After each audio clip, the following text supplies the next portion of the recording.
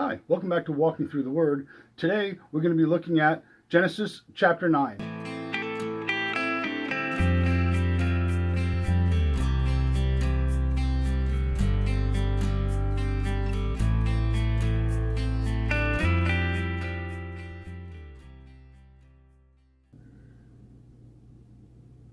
Okay, verse 18. Now the sons of Noah who came out of the ark were Shem and Ham and Japheth. And Ham was the father of Canaan. These three were the sons of Noah, and from these the whole earth was populated. Then Noah began farming and planted a vineyard. He drank of the wine and became drunk, and uncovered himself inside his tent. Ham, the father of Canaan, saw the nakedness of his father, and told his two brothers outside. But Shem and Japheth took a garment and laid it upon both their shoulders, and walked backward and covered the nakedness of their father. And their faces were turned away, so that they did not see their father's nakedness. When Noah awoke from his wine, he knew what his younger son had done to him. So he said, "Cursed be Canaan, a servant of servants he shall be to his brothers." He also said, "Blessed be the Lord, the God of Shem, and let Canaan be his servant.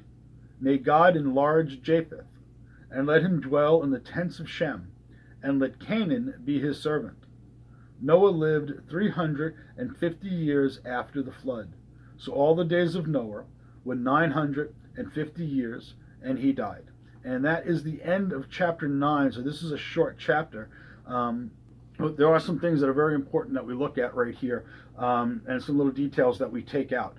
So he talks about that Ham was the father of Canaan, and Canaan is all the Canaanites and all that all came out of that.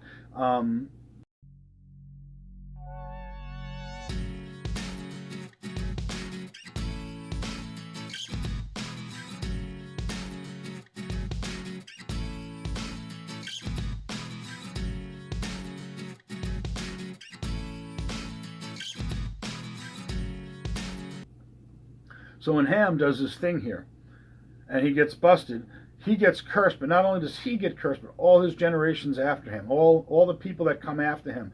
And I think that became special in this case because of the commandment on them that they were supposed to populate the world and do that. And so his descendants after him got this curse that all those peoples will serve the other two.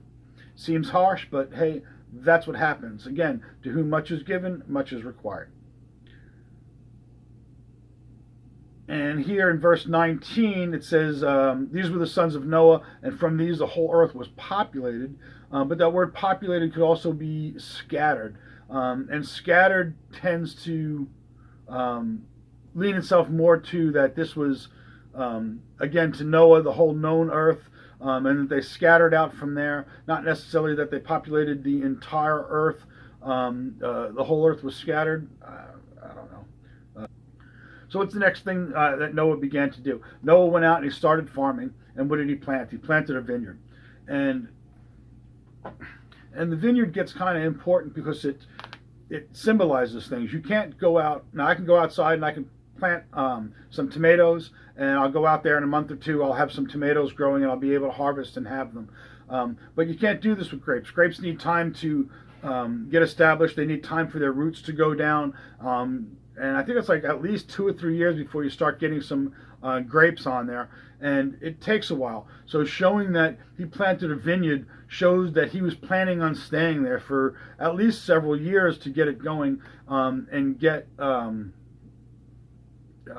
his wine going and get his grapes going and get all that. It showed a sign of permanence. And we'll see that as we go along. There's a few other people that was like one of the first things that they did was they planted a vineyard.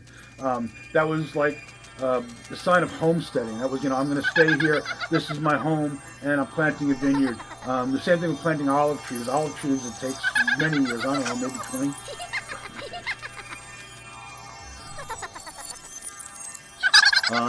So it's very like the same thing like with planting olive trees, and it talks about olive trees. Olive trees take many years again to start producing fruit that's proper. So when you plant an olive grove, you know that you're going to stay there for a while. And so you see these two things throughout the Old Testament, especially, that they come and they planted a vineyard, or they plant olive trees, and it's a sign of homesteading, the intent to stay. But what happens when you drink wine? You get drunk. He got drunk.